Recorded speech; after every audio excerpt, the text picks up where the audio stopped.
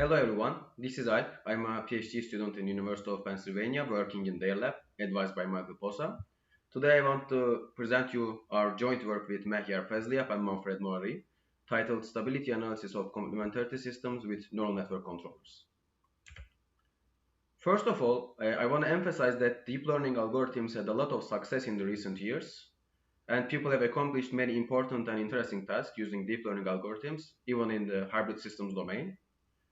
They accomplish tasks such as in-hand manipulation of a cube, for example. One important drawback of such algorithms is that they do not provide safety guarantees, so it's really hard to use these deep learning algorithms for applications that are safety critical.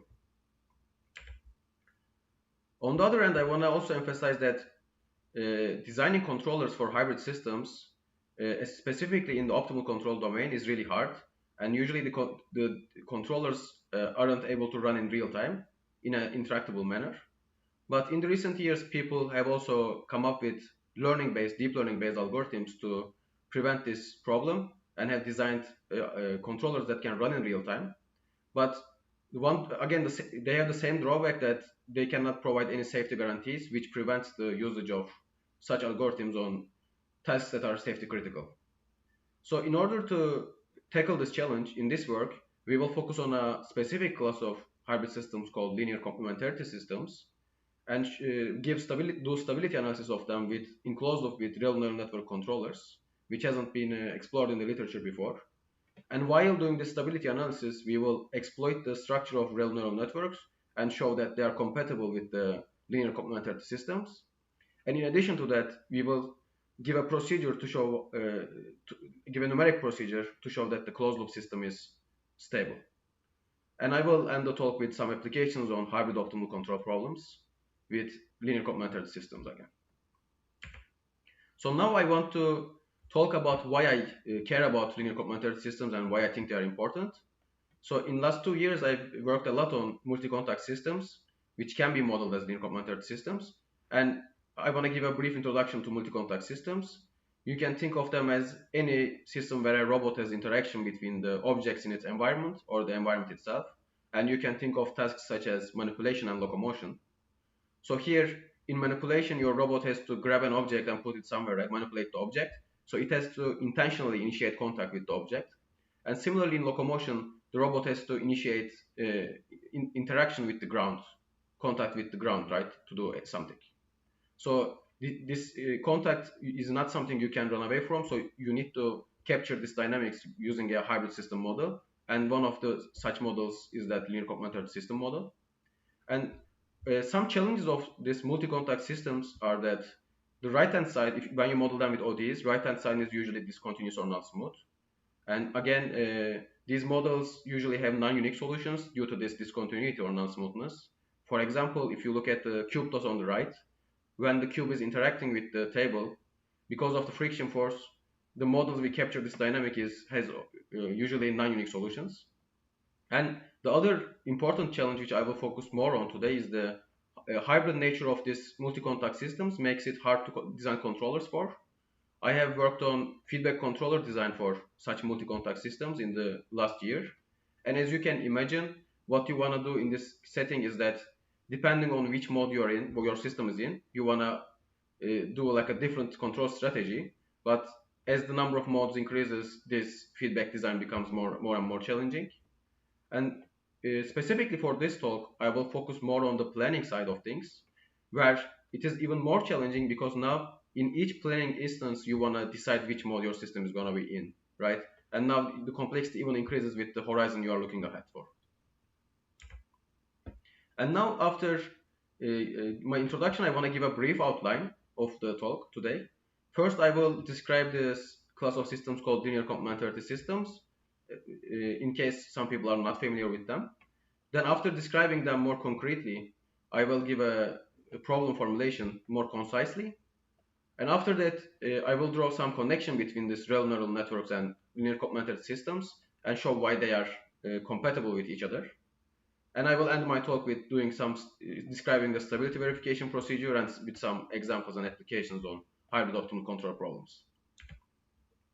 So first of all, let me start describing the linear complementarity problem. And also, when I'm doing this, I will also relate it to this multi-contact systems to give a more intuitive idea on how they can be used. So first of all, a linear complementarity problem can be described by two entities. One of them is the matrix F, and one of them is the metric vector W. And here your goal is finding a vector lambda that lives in Rm, subject to three constraints. So first constraint is that the lambda should be always positive. The second constraint is this f lambda plus w should always be positive, and these are both element-wise. And then the perpendicularity sign in between these two vectors means that if you take the product of the corresponding elements of these two vectors, it should be equal to 0. That is what the perpendicularity sign means. And to give like a one multi-contact example for such a problem is that if you look at the card pole on the right side of the screen, this is just a simple card pole, and the pole can interact with the soft walls that are modeled by springs on the left and the right. So here, as you can imagine, what the behavior we want will be that this lambda is going to be the equivalent of the force that is between this pole and the wall, okay? And then the reasonable behavior would be that we want lambda to be 0 if there is no penetration. So if let's say that x is our penetration variable. So if there is no penetration, we want the force to be 0. And if there is some penetration, we want it to be equal to the minus kx, where k is the spring constant, as you can probably imagine from the elementary physics. So, and then this relation can be actually captured by the following linear complementarity problem, which is lambda is bigger than or equal to 0, perpendicular to x plus 1 over k lambda is bigger than or equal to 0. So this complementarity problem exactly captures the behavior of this soft spring, okay, soft spring wall. So one other thing I want to emphasize is that the linear complementarity problems might have multiple solutions, or they might not have any solutions. For example, as we discussed previously, if you have a problem where there's friction, you will find multiple lambdas for a given W and F. So now at this point, I want to specify that we describe the solution set of this linear complementarity problems using this notation solve. Because as I said, it might have multiple solutions or none at all. So we need this set notation to describe the solutions.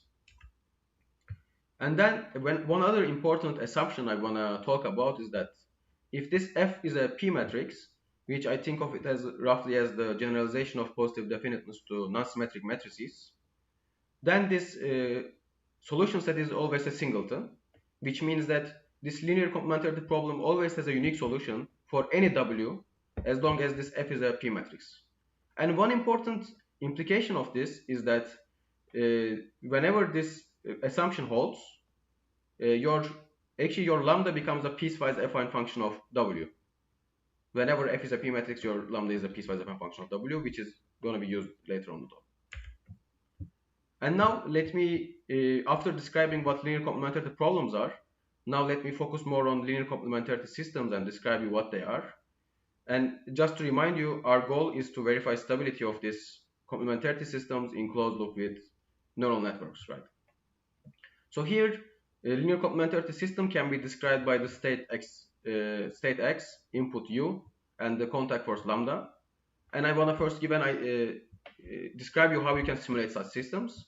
So assume that you are given the initial condition x0 and an input sequence u0 to un, let's say. And the way you start is that you solve the linear complementarity problem and pick some lambda 0 from this solution set, right? So we just discussed about the linear complementarity problem and the solution set. So you just solve that LCP, given the parameters of the system, and pick some lambda 0 from this solution set. And then using this, you can calculate x1.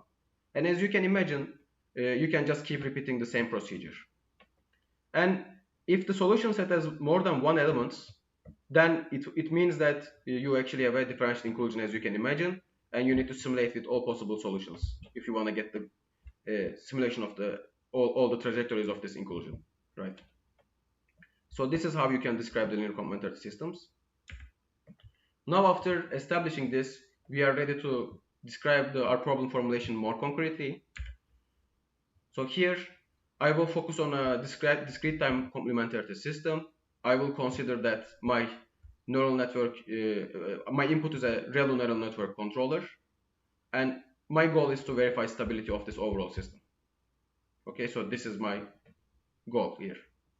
And in order to design, so people have focused a lot on hybrid MPC to design optimal controllers for this class of hybrid systems. And in the application setting, I will also focus on this hybrid MPC. So this hybrid MPC problem is, you can think of it as like you are trying to minimize the quadratic cost in terms of the state and the input, and you have the discrete time complementarity system in your dynamics. And to capture this orthogonality constraint, we actually use this 0, 1 variables, which are this SKs. And as you can imagine, this problem is really hard to solve because it's a mixed integer quadratic program. And because this is intractable to solve in real-time manner, people have proposed approximate MPC methods, okay, which in this case, it's going to correspond to learning the hybrid MPC problem using a ReLU neural network and just using that ReLU neural network in closed loop with our linear complementarity system. Okay, so in our application section, we will learn the result of this hybrid MPC problem and prove the closed loop stability of this ReLU neural network with our discrete time complementarity system. But again, I want to emphasize, you can use our procedure, stability analysis and the stability analysis procedure for any type of neural network. It doesn't need to be hybrid MPC, but in our work, we will focus on the hybrid MPC in our applications. So now I'm going to move into the more technical parts of my talk. So I want to briefly describe what I'm going to talk about and the tools I'm going to use when doing this procedure. So first, I will draw a connection between these linear complementarity systems and ReLU neural networks, and show why ReLU neural networks are compatible with linear complementarity systems. Then I will use, when doing my stability analysis, I will use a non-smooth Lyapunov function proposed by Chamlebel in 2006 when doing our stability analysis. And in addition, so what they did in their paper was the continuous time analysis, and we will extend it to discrete time. And also, another thing I want to mention is that we will synthesize Lyapunov functions using convex optimization, specifically LMIs, and we will use some tools from our previous work on this area to do that.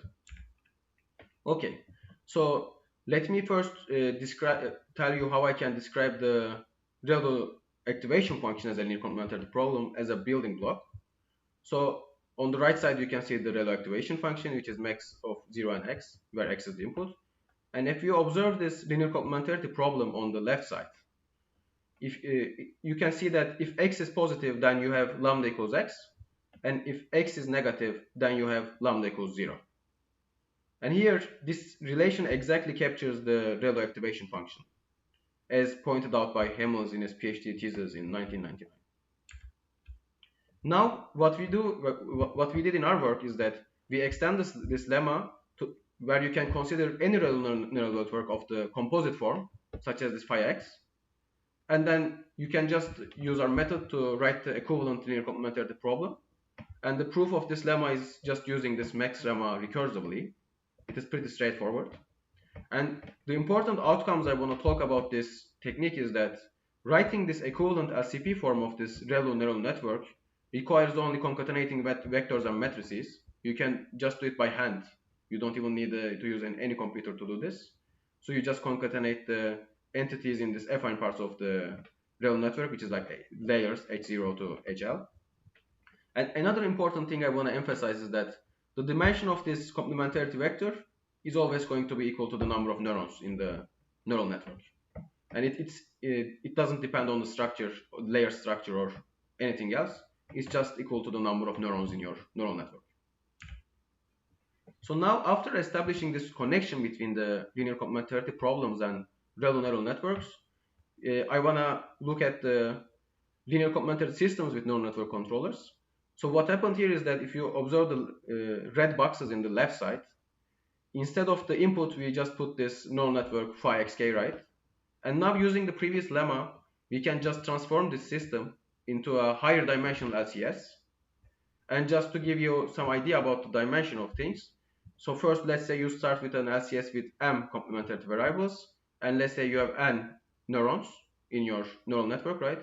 So your new higher dimensional LCS doesn't have this phi xk, which is the real neural network, but has a n plus m time. So like you just add like the number of complementarity variables and number of neurons, and that's the dimension of your new complementarity variable, right?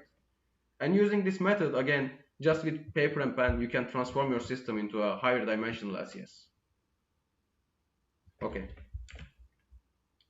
After doing this transformation, we wanna now do stability verification on this higher dimensional LCS. And for this, we will focus on the Lyapunov function that we have briefly, the non-smooth Lyapunov function. So here, important things to talk about this Lyapunov function are that it is quadratic in the pair xk and lambda k, as you can see, but it is actually piecewise quadratic in xk. Specifically, if you think that lambda k is a piecewise affine function of xk, right? This v becomes piecewise quadratic in xk. And if you look at the, for example, figure in the middle, you can see you can consider those partitions as partitions created, for example, by the neural network. And in this setting, actually your Lyapunov function is going to have a different quadratic piece in each of these partitions. But as you can see, if you look, so like it has the nature of a piecewise quadratic function. And now I want to just briefly mention the theorem we have for such class of non-smooth Lyapunov functions in discrete time setting. Chamlebel already did it in the continuous time setting. So if these two conditions hold that you see on the right side, then you can say that x equals 0 is Lyapunov stable, the origin is Lyapunov stable. I don't want to get too much into detail because it's pretty similar to the Lyapunov statements in the literature already. And here the sets gamma represent the complementarity constraints. So later when we are doing our LMI design, LMI verification, we will use these sets that represent the complementarity constraints and include them in our convex optimization using S procedure. Okay. And now I want to talk about our stability verification procedure. As I said, now you can cast this stability verification of this overall system as a linear matrix inequality feasibility problem. I didn't really put the linear matrix inequalities here because they looked a bit nasty to put on a slide. But you can check the paper if you're interested in like the exact form of the linear matrix inequalities. And again, the important things to mention here are that this Lyapunov function V switches based on the regions of the neural network and also the regions created by the complementarity system, which in the multi-contact system setting, it relates to the contact events, right? But you don't have any sort of enumeration of them. So here, there is some sort of hidden scaling in the S procedure terms, which I want to mention, not to hide it. So if you think of this big N as the number of neurons in the real neural network and number of complementarity constraints in the initial complementarity system, right? Size of these LMIs scale linearly with N, and the maximum number of decision variables in our LMI scale quadratically with N. So as you can see, if you didn't do this technique, the worst case scaling would be exponential in terms of N if you were just enumerating the modes. But using this efficient verification procedure, we cut the number of constraints, decision variables down to a quadratic scaling, right? And now let me briefly mention our overall procedure.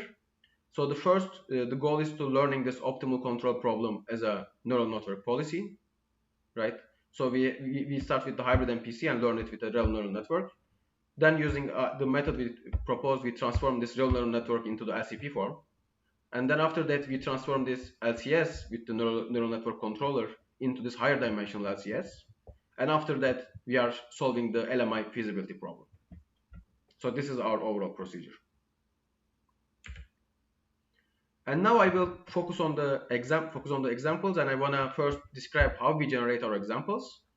First of all, we start with this continuous time complementarity system, where this M is the inertia matrix, represents the inertia forces, C represents the Coriolis forces, B represents the inputs, right, and the J is the contact Jacobian. And we have these complementarity constraints, which are similar to the ones we described before. So here, this lambda is the force. So if lambda, we always know that the force is positive, lambda is positive. This phi is the gap function, which is always positive. And as the third element, we have that this phi transpose lambda is positive always. This is just saying that if the robot is farther away from the contact place, right? If the phi is positive, then lambda should be 0, and vice versa. So what we do to obtain our systems is that we first linearize the smooth components of our dynamics, okay? So we don't linearize this and just get a single linear approximation, we linearize the m, c, b, j, and phi, and get this discrete time linear complementarity model after doing a discretization, right? So again, just to wrap it up, we first linearize the smooth components of the system, and then also discretize it.